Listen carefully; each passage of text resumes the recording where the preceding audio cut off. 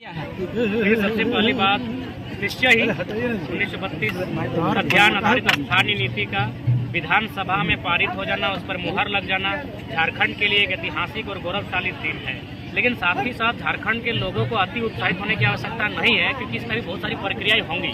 हाँ, अभी तक की जो प्रक्रियाएं हुई उनमें जिन विधायकों का रोल रहा, विशेषकर सत्ता पक्ष का, सरकार में बैठे लोगों का, उनका आभार करते हैं। लेकिन साथ ही साथ झारखंड के लोगों को संदेश यह भी देंगे कि हम सदियों से इसी प्रकार चले गए हैं।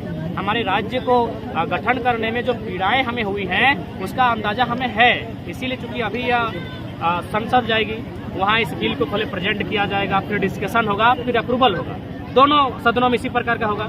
फिर राष्ट्रपति महोदय इसको अप्रूवल देंगे, फिर ये अनुसूची 9 में शामिल होकर ये सुरक्षित हो जाएगा।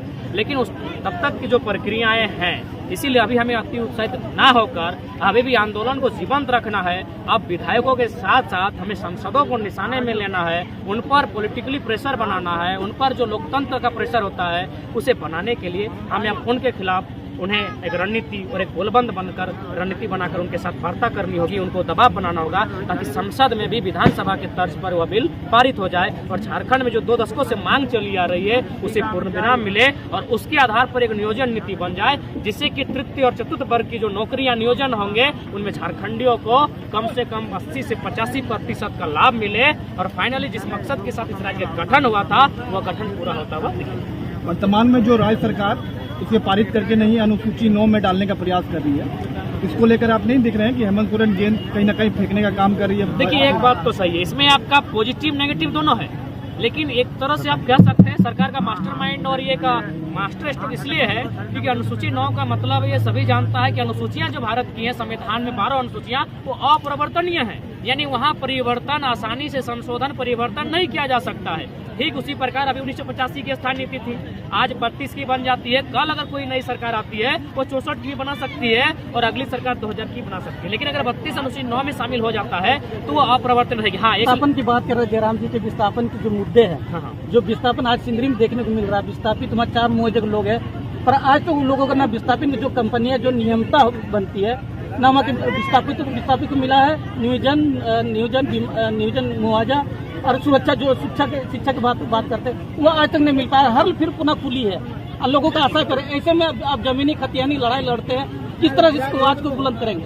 निश्चय ही हमने सिंदरी के लोगों को, हम 2-3 बार गए हैं, हमने स्पष्ट कहा है कि आंदोलन आपका है, जमीनें आपकी छीनी गई है, दर्द आपको है, नेतृत्व आपको करना होगा, जरूरत पड़े हर घर से एक बच्चे को तिलक करके भेजिए आंदोलन के लिए और किसान आंदोलन के तर्ज पर हर के गेट पर खूंटा गाड़ के रहिए जब तक आपको अधिकार नहीं मिलता। लेकिन हाँ, अगर आप नेता के भरोसे जाइएगा, किसी मसीहा के भरोसे जाइएगा, किसी हीरोइज्म के पीछे जाइएगा तो आंदोलन कभी भी 2-3 अटैची लेकर पीछे से बेच सकता है। इसलिए मैंने स्पष्ट लोगों को कहा है कि अब जब गांव के लोग एक साथ जमा होकर खड़ा हो जाएंगे, हमको बुलाइए, अगर उसमें प्राणों की आहुति होगी तो पहला प्राण हम देने का काम करेंगे, हम पीछे नहीं हटेंगे। लेकिन ये मानना होगा अगर दुनिया शांति और समझौते से बात बनती कलम से तो लगता है तलवार निकालने की आवश्यकता नहीं पड़ती।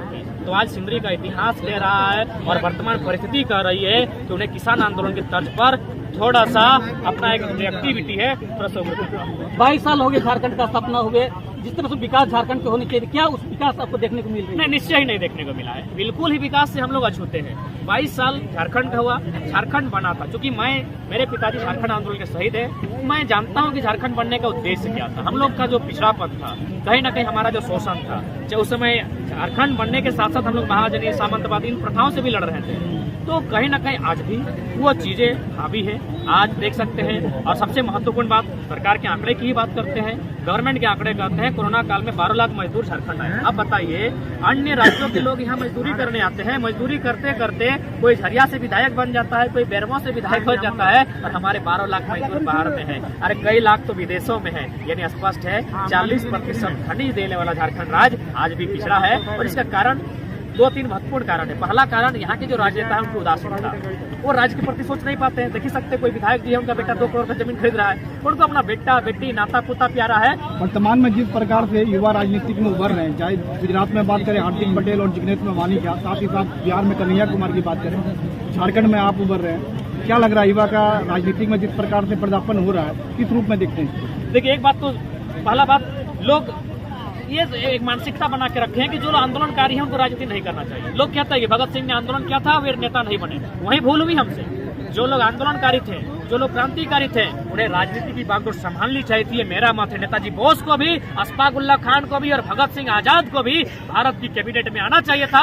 अगर वो आते तो 70 सालों में भारत की स्थिति ये नहीं होती। तो पहली बात तो लोगों को ये नजरिया बदलना होगा कि ये लड़का लोग आंदोलन करने निकला है, ये लोग आंदोलन नहीं करेगा तो ठीक है, फिर हम लोग आंदोलन करके दे देंगे और फिर अंगूठा छाप लोग वहाँ विधायिका में बैठ के फिर हमारे राज्य को बेचता रहेगा। अगर हमसे दिक्कत है, हम सच बोलते हैं, हम फिर अपना किताब कॉपी कलम लेकर पहाड़ों में चले जाएंगे, लेकिन इस आंदोलन में कुछ चेहरों का आपको स्वीकार करना होगा। क्योंकि हम लोग एक बात मानना होगा, आज नेता का बेटा नेता बन रहा है, फिर आप चाहते हैं कि नेता का बेटा नेता नहीं बने, तो आंदोलन से जो चेहरे उपज कर सामने आए हैं उनको आपको सम्मान देना होगा, उनको समर्थन करना होगा, उनको पुशअप करना होगा। आप चुनाव में उतरेंगे इस बार 2024 में? देखिए, हमने शुरू में भी कहा है कि हम जनता के बन चुके हैं। आज हम इस महीना का स्टार्टिंग में बीमार थे, मुझे लगता है कुछ नेचुरल शक्ति हम में है, नहीं तो कोई शख्स 3 दिन कंटिन्यू पानी चढ़ा के कमर में पावरफुल विटामिन लेके सभा करने नहीं जाता। इतना कोई नहीं है, भारत के इतिहास में भी कोई ऐसा लीडर नहीं आया होगा जो 3 दिन इंजेक्शन भोगा के 3 दिन कंटिन्यू विटामिन का पानी चढ़ा के भी जवानी की अवस्था में वो मैंने सभा में गया है। तो हम अपना सारा चीज झोंक दिए हैं जनता के लिए। अगर जनता हमें बुलाती है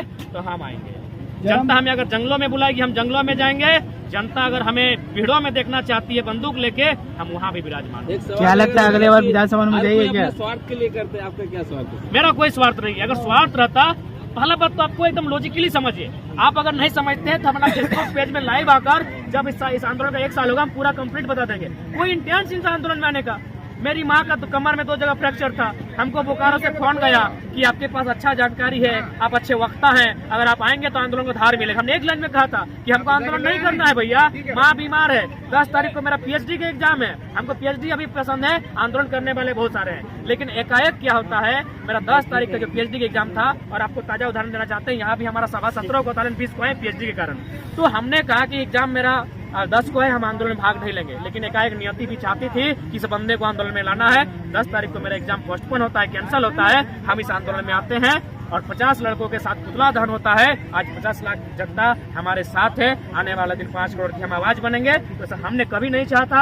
आप फिर से रिपीट कीजिएगा, उन वीडियो को देखिएगा। हम लोग मात्र 50 लड़का थे, कोरोना का टाइम था, हम लोग गाइडलाइन से डर रहे थे, कोई पॉलिटिकल लीडर नहीं था हमारे पास, सब पढ़ने वाले छात्र थे, सब कैरियर बनाने वाले छात्र थे, कंपटीशन में लगे छात्र थे, सब डर डर को सिर्फ 50 लड़का हम लोग गिन के गए थे नंदीग्राम चौक। लेकिन सोशल मीडिया, धन्यवाद आपका भी, एक ऐसी क्रांति आई कि एक रात में जिस जयराम महतो को तो चाची के लोग जानते थे, पहला फंड हमको बांग्लादेश से आया मुस्तकीम रहमान का, और वो बोलता है कि भाषा की लड़ाई बिल्कुल सही है, पाकिस्तान और बांग्लादेश दोनों मुस्लिम कंट्री है, लेकिन हम लोग भाषा के आधार पर बांग्लादेश लिए हैं, क्योंकि हमारे मुसलमान उर्दू नहीं बांग्ला जानते। आने वाले समय में नगर निगम का चुनाव है जयराम, किस रूप में देख रहे हैं और क्या आपके प्रत्याशी? देखिए, मैं स्पष्ट कहना चाहूंगा, तमाम यही कहना चाहूंगा, नगर निगम के चुनाव में अगर खतियानी लोग, अगर कोई एक प्रत्याशी मजबूत रहेगा तो हम सामने जाएंगे। अगर 4 जगह खिचड़ी में बटेंगे तो हम वहाँ टांग नहीं अड़ाएंगे।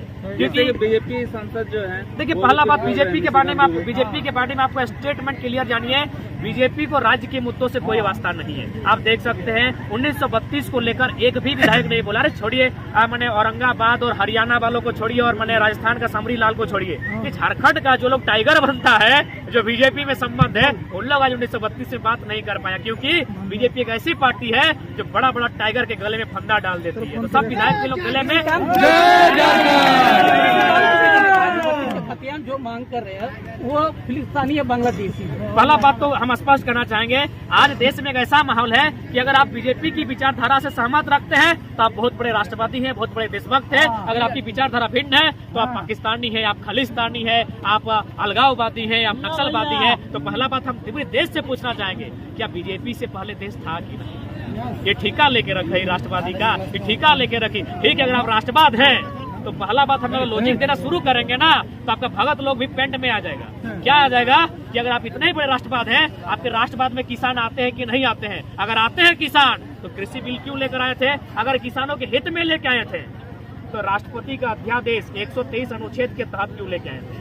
विधानसभा 3 सत्र, संसद 3 टाइम चलती है, बजट सत्र, शीत सत्र, मानसून सत्र, कोई भी कानून 3 टाइम बनता है। चौथा कानून तभी बनता है जब देश में बहुत बड़ा इमरजेंसी होता है। कृषि कानून इमरजेंसी नहीं था, आपने राष्ट्रपति का मदद लिया है, 123 अनुच्छेद का सहारा लिया है कृषि कानून के लिए। उतना छोड़िए, अभी आपका बनारस से लेके कलकत्ता वो सड़क पार होगा, उसे ग्रीन कॉरिडोर के नाम से जाना जाएगा। बीजेपी वालों भक्तों को संदेश होगा, जो किसान के बेटे बीजेपी में गुण गा रहे हैं, वहाँ 1 किलोमीटर दाएं 1 किलोमीटर बाएं सड़क के माध्यम से जमीन लिया जाएगा, उसमें अडानी साहब का ग्रीन कॉरिडोर बनेगा। 1 किलोमीटर जमीन समझ रहे हैं, पूरा बनारस से कलकत्ता, समझ रहे क्या हाल होगा। जो स्टार्टिंग में जमीन है वो तो उसको 30 डिसमिल मिलेगा, जैसे जैसे वो किलोमीटर भीतर घुसेगा आपको 500 रुपया डिसमिल आपका जमीन लिया जाएगा। तो किस ख्वाब में आप हैं? इसीलिए आज लड़ाई किसानों की लड़ाई है, आज सत्ता नहीं व्यवस्था में परिवर्तन कीजिए।